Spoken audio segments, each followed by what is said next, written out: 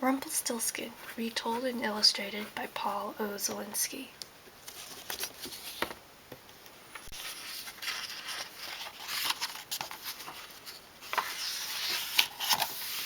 Rumpelstiltskin.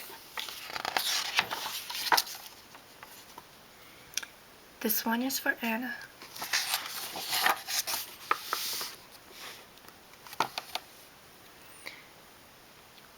Once there was a poor miller who had a beautiful daughter.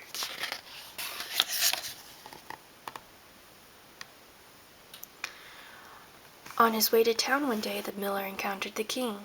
Wanting to impress him, the miller said, "I have a daughter who knows the art of spinning straw into gold."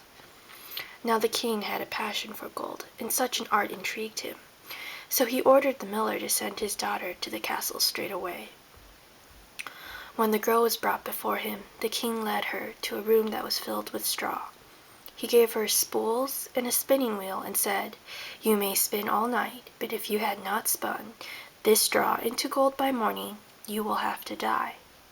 With that he locked the door, and the girl was left inside alone.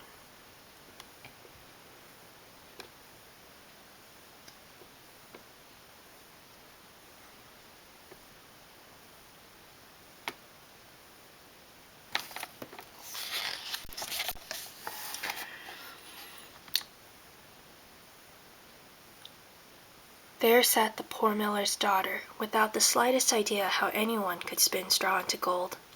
For the life of her, she did not know what to do. She grew more and more frightened, and then she began to weep.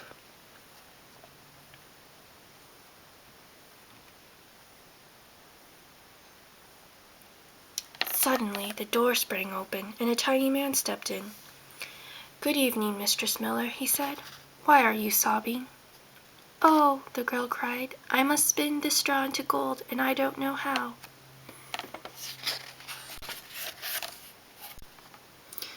"What will you give me if I spin it for you?" the little man asked. "My necklace," answered the girl. The little man took her necklace and sat down at the spinning wheel. He pulled 3 times, whir, whir, whir, and the spool was wound full of gold thread. He fitted another spool on, and whir, whir, whir, 3 pulls, and that one, too, was full. And so it went, until morning, when all the straw was spun, and all the spools were full of gold.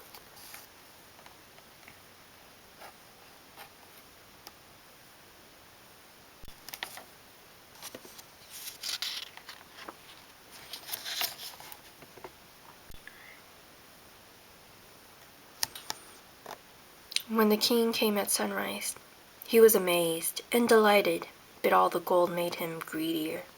So he led the miller's daughter to a larger room filled with straw, and he ordered her to spin this straw too before dawn if she valued her life.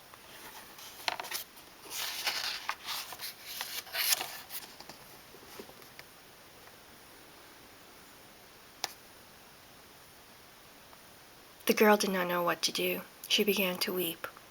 Once more the door opened and the little man stepped in. "What will you give me if I spin this straw into gold for you?" he asked. "The ring on my finger," answered the girl, and the little man took her ring. Then he set the spinning wheel whirring, and before the night was over, he had spun all the straw into gleaming gold. Shortly after sunrise, the king returned. Piles of golden spools glowed in the morning light. The king rejoiced at the sight of so much gold, but still he was not satisfied. He led the miller's daughter to a third, even bigger room that was piled high with straw.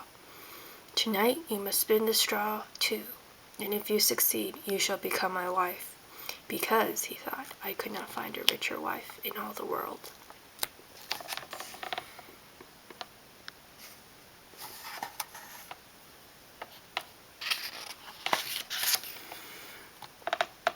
When the king had left, the little man appeared for the 3rd time. "What will you give me if I spin for you yet once more?" he asked.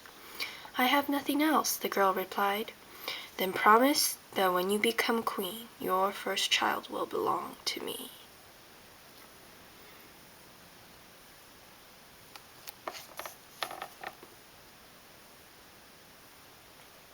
The miller's daughter gasped.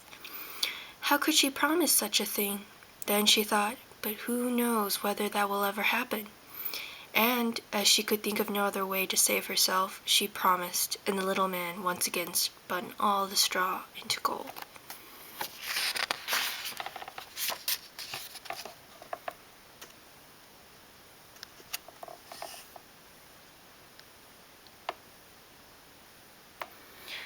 When the king came in the morning and found everything as he had wished, he married the miller's beautiful daughter, and she became a queen.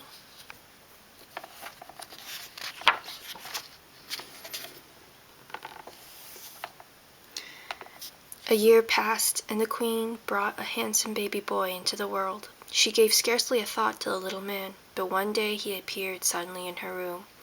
"Now give me what you promised me," he demanded. The queen pleaded with the little man.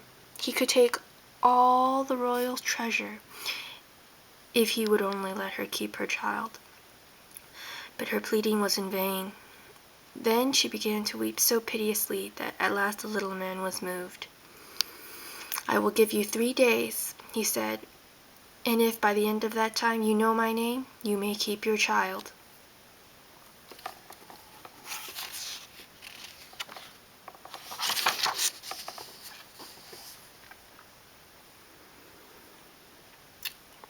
Long into the night the queen sat, and through the next day, thinking over all the names she had ever heard. That evening the little man returned, beginning with Caspar, Melchior, and Balthazar. The queen recited every name she knew, one after another, but to each one the little man replied, "That is not my name." The second day the queen had inquiries made in town, searching for new names, and when the little man came that evening, she posed the strangest and most unusual ones to him. She tried Beastie Ribs, and Lego Ram, and String Bones, but he would only reply, "That is not my name."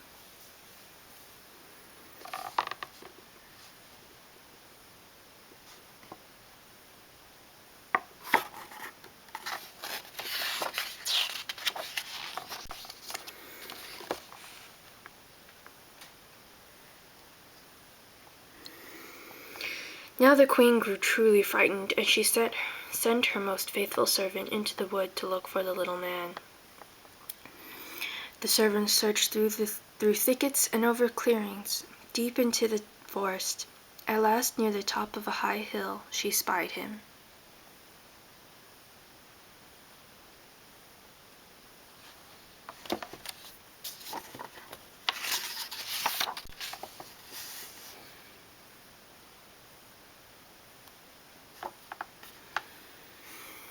He was riding on a cooking spoon round a great fire, and crying out, "I brew my beer, I bake my loaves, and soon the queen's own son I'll claim. Oh, lucky me, for no one knows that Rumpelstiltskin is my name." The servant made her way back as fast as she could manage, and at midday reached the castle. You can imagine how glad the queen was when she heard the name.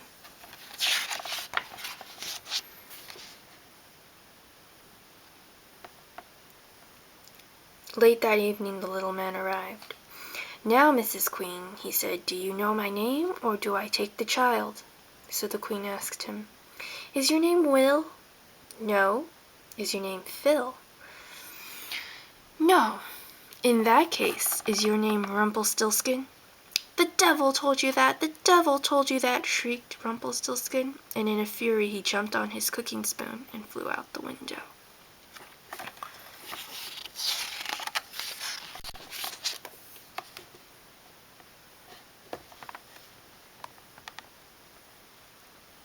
And he was never heard from again.